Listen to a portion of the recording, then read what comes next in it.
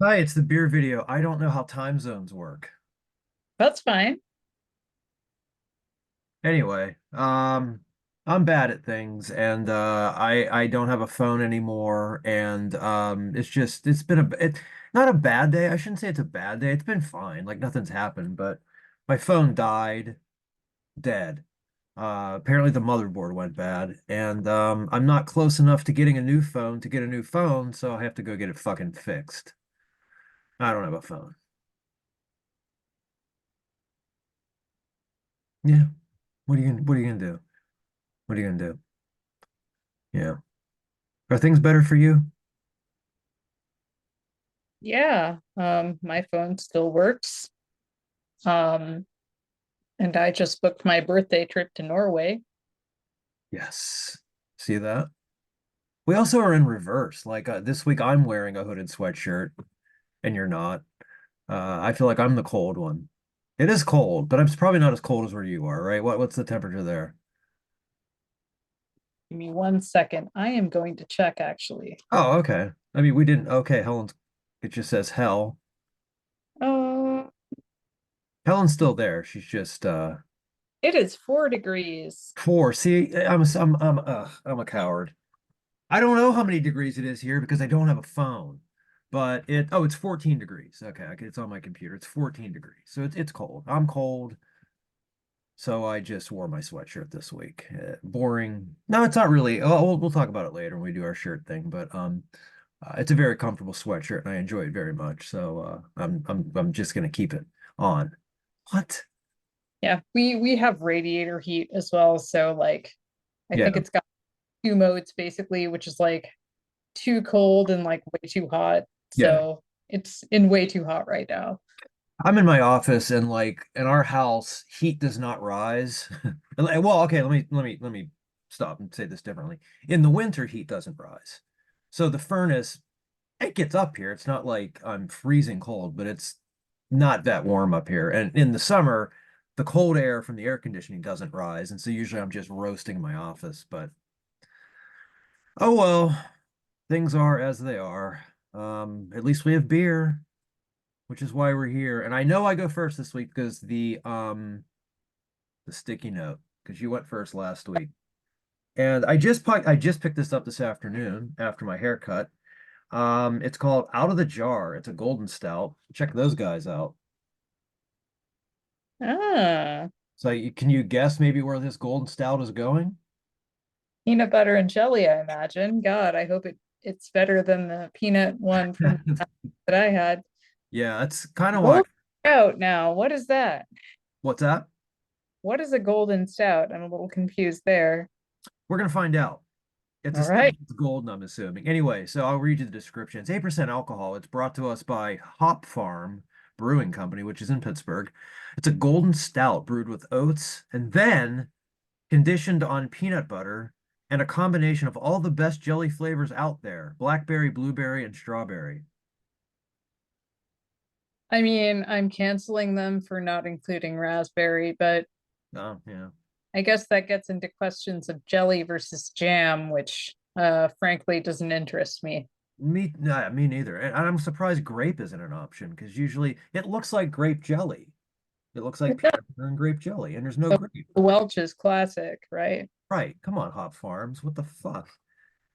All right. Well, anyway, I'm gonna drink it out of a Dustin glass from Stranger Things because for some reason that seemed to be fitting for a peanut butter and jelly golden stout. I don't know why. It's not a weight joke, I promise. Um, ah, let's see how this golden stout looks. Oh, it's very pretty. That's what it looks like. Kind of an amber color. That looks very pink on my screen. Um, eh, it's not really that pink here. I see what you mean. Uh, I wouldn't classify it as pink. I don't know. It's like a golden, maybe I don't fucking know. It's some color. I don't know. I don't know. I don't have a phone, so I can't look it up. Um, it smells like grape jelly, so that's funny. Let's give it a shot.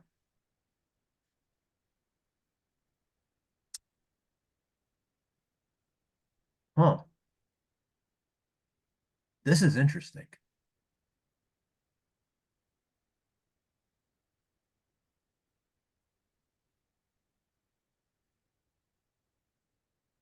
Um, I don't even know what to say first. So definitely the jam comes through most of all. Because it's fruity. It's not overpowering. It's not like super sweet fruity. It's just sort of there. There's a little underlying bitterness to it, that is again not overly bitter, but it's there. It's good. I like that. It if I closed my eye, if I didn't know what this was a golden stout and I closed my eyes and I drank this, I would have expected it to look lighter. It doesn't, God, I'm all over the map. It doesn't taste like a stout. It sort of has a little bit of a stout thickness to it, like, for like a regular standard stout. Um, but it tastes more, or, the flavor and the profile is more like a barley wine to me. Hmm. Um, which again, not bad. I love barley wine, so that's not a complaint. It's just I've never had a golden stout, so I didn't really know what to expect going in. But it's pleasant and it's nice. Not a lot of peanut butter though. Yeah, it's definitely more jam centric than it is peanut butter. I'm really, again, had I not known what I was drinking and somebody handed this to me and I drank it, I would have definitely gotten the fruit notes. I wouldn't have even guessed there was peanut butter in it. But again, the way they state this is it's conditioned on peanut butter. I don't know what the hell that means. I'm not a brewer. Um, so I don't know. Maybe the peanut butter is not supposed to be like super upfront, but it's nice. It's a good beer. I like it. It's tasty. Um, at 8%, you can have a couple of them. And again, it's not overly sweet, so it's not like a dessert beer. So not offensive in that manner. Yeah, not too bad. I like this. It doesn't make me want to eat a peanut butter and jelly, but it's still a nice beer nonetheless. So yeah, hop farms, hop farm, singular hop farm. I haven't had any other stuff yet, so this is my first. I think this is my first one. Breathe in, breathe out. Shirts. I'm just wearing a Judas Priest hoodie. That's all. Just as Cool. Yeah, it's very comfortable. I got it a size up because I like to sort of, if I'm wearing this around the house, I like a little room in it. So it's nice and roomy, and I'm wearing a metal shirt underneath it, I think. Yeah, I'm wearing a Falls of Raros shirt underneath it that's has the sleeves cut off. Yes, that's my home state boys. That's right. Yep. Yeah, Yep. love them. Love Mhm. them. I was just listening to Key to a Vanishing Future the other day. I'm Yeah. really enjoying all the prog rock influences they're bringing on. Good Yeah. band. Um, yeah, great guys. Just love them. Some Mellotron on, oh Jesus Christ, sorry, I have something in my eye. Some Mellotron on that record, so that's nice. Yeah, I like what they're going. Yeah, Um, yeah, it's kind of the Opeth trajectory. I kind yeah. of hope don't go full dad rock, but Right, I'm right. Yeah, doing I interesting. yeah, sorry, I'm trying to I just got this Falls Aurora's record not long ago because it just got reissued. I forget what this was. Oh, In the Light That Dwells in Rottenwood. Fine Jude Ah, just reissued this one last year. So I think I have all their stuff now, but I could be wrong. love when local boys make good. Well, I guess they aren't local to me anymore. Whatever, I feel like Maine Hometown. stays I mean, with home you. state. Yeah. Here we go. So what's your shirt? Oh, well, I mean, it's not for a band or anything. It Okay. is for it's a Mad Max shirt. And I don't wear this out in public often because I'm really afraid someone's gonna like mistake me for a Blue Lives Matter chud. But you can see it's the um Oh yeah, yeah. Federal Highway Police logo, and it's on the back as well. Oh, that's awesome. Yeah. Yeah, I can see some dumb being confused and being like, oh, whatever. Yeah, but that's just how you know that you've run into a moron. Yeah, I mean, not like a Punisher skull or whatever, but so like, no, I guess I would theoretically be pro cop if this was indeed the Mad Max universe where like there were roving motorcycle gangs everywhere. Yeah. Like, maybe, I guess you might need some cops to deal with that, but that's not the world we live in right now. So, Yeah. Not yet, anyway. yeah, that's a load bearing yet. Yeah. Well, so this choice was influenced by the fact that I had to kind of sprint to the fancy beer store and sprint out of it to make my bus home at a reasonable hour. So this is just kind of one I grabbed because the can art looked nice. Hmm? And it's from Junkyard Brewing Company in Moorhead, Minnesota. Um, watchers may know Moorhead from the mention in Fargo. That's where or not Fargo. God, I'm dumb. The Big Lebowski. I'm sorry. Um, yeah, that's where the titular Big Lebowski's wife is from. You know, the PI is like, yeah, here's the family farm outside of Moorhead, Minnesota. Indeed, how are you going to get them back on the farm after they've seen Carl Hungus? But I anyway. So this is a Mama's Trip to Jamaica rum punch sour. Ooh. That's a pretty great can. Yeah, so it's a sour ale with orange, pineapple, lime, and grenadine. Ooh. 6.6% alcohol. Yeah. So a little worried, to be honest. Grenadine has a tendency to make things like really sickly sweet, but that smells nice. I am That's good. to the Cousin Eddie glass. That's right. The Generous. shoe is indeed full. Okay.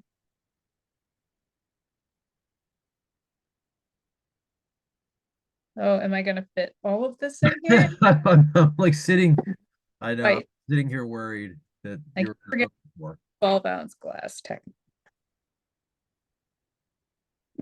Smells like fruit. Well, that's to be expected, I suppose.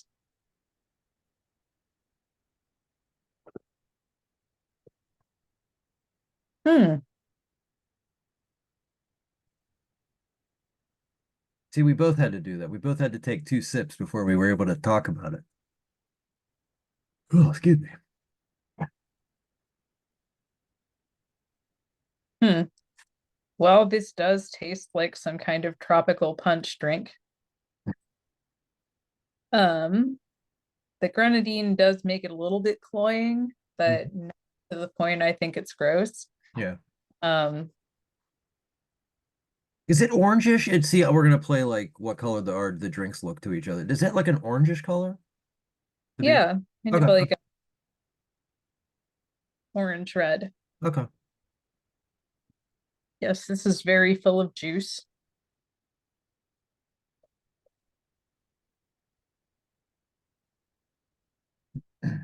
Kind of how I feel about most like kind of tropical sweet sours like this, which is where like one of these is nice. I would not want a 4-pack of this. Yeah. Just because it's kind of a lot. That's where I am with most sours, I think.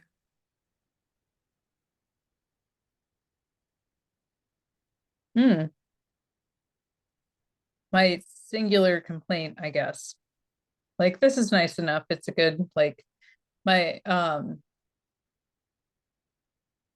I think this would be better as a summer beer. Like if I was out on my porch in my shorts drinking this, I feel like it would feel more appropriate. Yeah, it makes sense. I mean, if it's Mama's trip to Jamaica or Mom's trip to whatever it's called, that would kind of indicate that it would be tropical and summery, not necessarily wintry. I may have mentioned at some point, when we did our first collaborative year video at that hotel in Spain I was staying at. Yeah.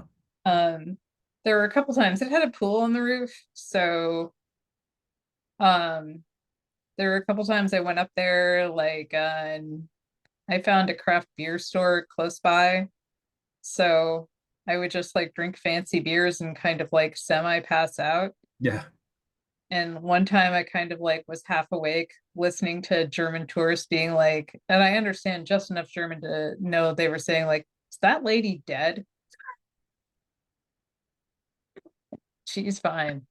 Yeah. Just inside. Yeah. Are we all right? Mm. Yeah. Yeah. Yeah. And it's bound to get worse. Hmm.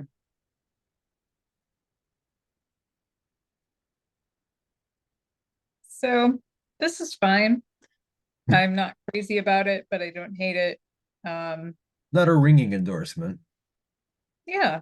Um, I think if you want like a fancy rum cocktail, you should probably just drink one of those. But in terms of recreating that in beer form, Yeah. I think they're pretty faithful. Um, the fruit flavor is nice. It tastes natural. I don't know if it is natural. Um, God, I'm sorry, I keep yawning. um, but yeah, it tastes like there's actual juice in here of some kind. It's Yeah. not artificial. Um, I mean,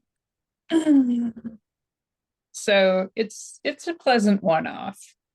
This is not a beer I usually go for though. Yeah. Uh, I just got a little resentful at the beer store's stout section because it was like, oh, peanut butter or Yeah. dairy. Ooh, vanilla. You don't say.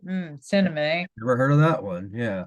I think I went on a pretty extended rant last week about that, which like I like those flavors. They're fine, they're nice, but I would just like, someone's big stout idea to extend beyond that. Like just go nuts, go crazy. Yeah. Yeah, Dogfish Head is their 100, they're not that. Their worldwide stout for this year. God, I can't remember the name of it. It's based on an Italian dessert. So they're like, "Oh, it's going to have a lot of coffee and vanilla flavor." And I'm like, "Oh, wow. Haven't done that one before." I mean, let's not fuck around. I'm going to buy a case of it, but I'm not going to be as excited. Just I wish they would do their bourbon barrel aged worldwide again. That's my favorite one. Uh, I miss it. I have I some in my basement and I'm running low. thought of you because you talk up Dogfish Head so much. So Yeah. That's I like them. I drink a lot of their God, I can't think what they're called. Like the little danger caps that are on their beers, like the yellow what is it called? Anyway, it's like they're heavily alcoholic beers are the ones I like. Some of the stuff they put out recently, like their newer creations, not crazy about. I'm just a 120 and worldwide guy, and that's it. they've Uh, had some beers I didn't really yeah, like that Flaming Lips one I I don't thought like was. that. But I will say I think Sea Quench is the perfect summer beer. I love it so much, and I Yeah, will so sad if they stop making it. I don't think they are. That's like I think that's their top selling beer. Yeah, yeah, it's perfect actually. Like my complaint I guess is like about this sour and about like a lot of sours I see in particular is that they're just not very tart, which Yeah, like I mean, if I'm drinking something that's a sour, I expect a little hit of tartness, not necessarily like fucking warheads tartness, but something yeah, on my tongue a little bit. yeah, And Sequench has that. It's got like the tiny bit of salt as well. yeah, And like, it's not very strong, so you can knock back a few without like getting too messed up. It's yeah, really perfect. I love it. yeah, yeah. They apparently did a good job with that one, so good for them. Um, I am not going to bring up politics. I'm going to bring up something else. Have you watched The Curse? No, but actually one of my favorite TV and movie critics was she did a write-up of the whole season and she's crazy about it. So um I am very interested. Let me say this, and this is not an original thought. Somebody else said this, and I don't remember who it was. Actually, Lexi said this to me last night that she read that somebody said this. Watch the first episode, okay? At the end of that episode, get a notebook, Write every possible way you think this series is going to end, this or this season's going to end. Okay, fill a notebook. Fill two. You will not get it. You will not guess how this ends. I read this critics reviews of all the season, like the entire season. So I know how it like I know at least the broad strokes of how it ends. Hmm. So um oh, by the way, the critic I'm talking about is Gretchen Felker Martin. I don't agree with all of her takes on every piece of media, but I think all of them, even if I don't agree with them, are at least pretty thoughtful and worth reading. I mention Yeah. this because she's an independent writer and she has a Patreon. So if you like that kind of thing, Yeah. she also has like a Patreon tier where she shows like movies monthly. So if you're into that kind of thing, you should check it out. Yeah, I think Can you she's send me, at sorry, that. can you send me a link to her on Instagram? Absolutely. And she's a horror author as well. I read her book Manhunt. It's very good. It's extremely gory, so just a heads up if Yeah. you're not into that kind of thing. You should know that going in probably. Um, and she has a novel called The Cuckoo, I think it's called, that's coming out this summer, and it's about like it's a horror novel about a gay conversion camp, and I can't wait to read it. Well, yeah. Great. Funny enough, I'm right now I'm reading Geddy Lee's autobiography. And whatever you think of Rush or whatever you think of Geddy Lee, he's a great storyteller.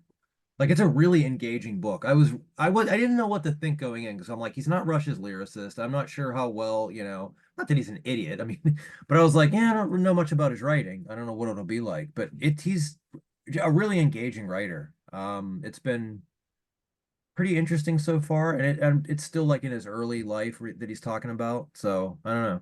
I was surprised. But the fucking if you're watching this, you probably aren't, but if you are, yeah, watch The Curse. It I- is, all my friends that never really cared for Rush all that much. yeah, It's one of those things where it's like I like a lot of bands that obviously were heavily influenced by Rush, but yeah, I can't make it work for me. I can't. yeah. I It's mean, it's not for everybody. yeah, it's not for me. I think it's the Ayn Rand thing, like Sure. which far be it for me for judging someone for being into like kind of cringe authors when they were like in their mid-20s or whatever, but Yeah. Yeah, they've kind of like that was a period. Like they'd sort of pulled back from that stuff as time went on. But I can completely understand the distaste and that whole thing. Totally. I mean, um, I don't know. But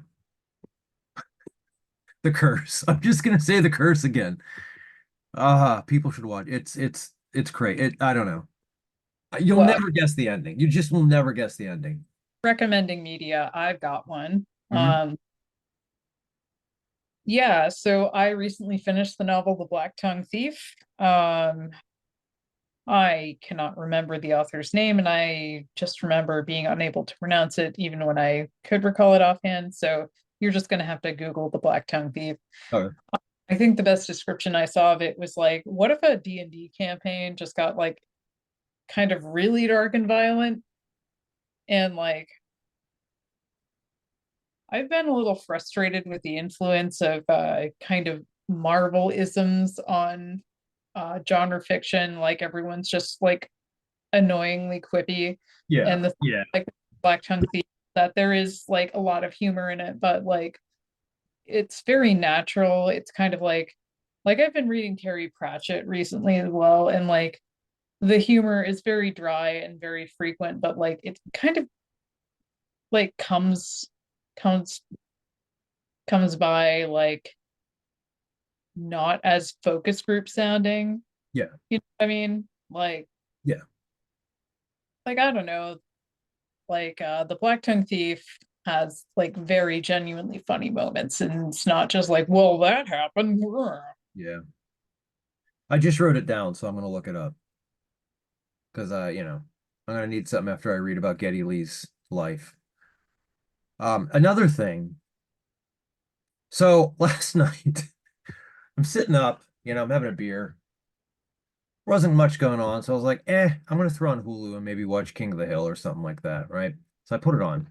So, when you log into Hulu, it shows you like, when you're kind of scaling through the menu, like previously watched or continue watching, like whatever, like something you had watched um previously, I guess.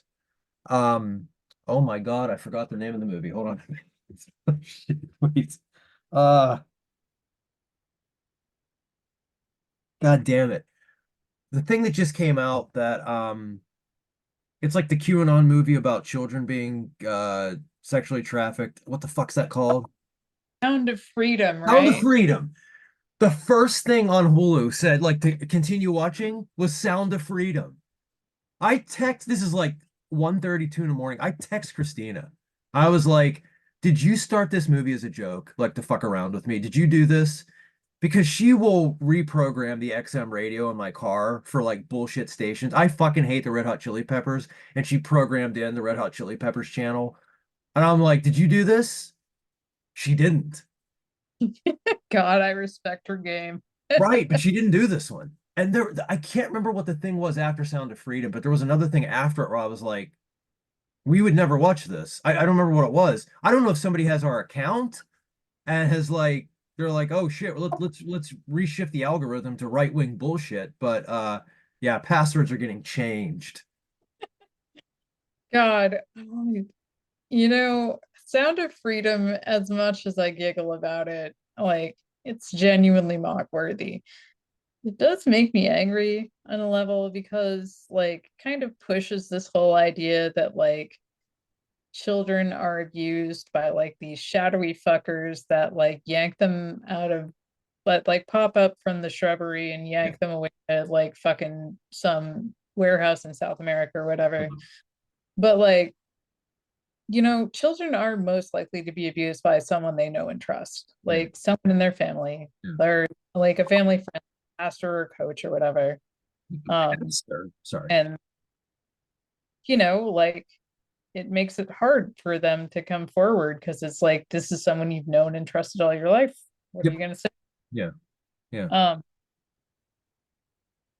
and oh God, I saw some, I guess, well-meaning people endorsing like, what was it like? Oh, Florida's pushing for the death penalty for pedophiles. Is like, look, I know that seems like a good idea on the surface, and like, I'm not saying like any mercy should be shown to people that Right. abuse, but also like, do you not see how this can like kind of be used by child abusers to get their victims to stay quiet? Like, oh well, if you tell anyone, they're gonna put me in the chair. You don't want that, do you?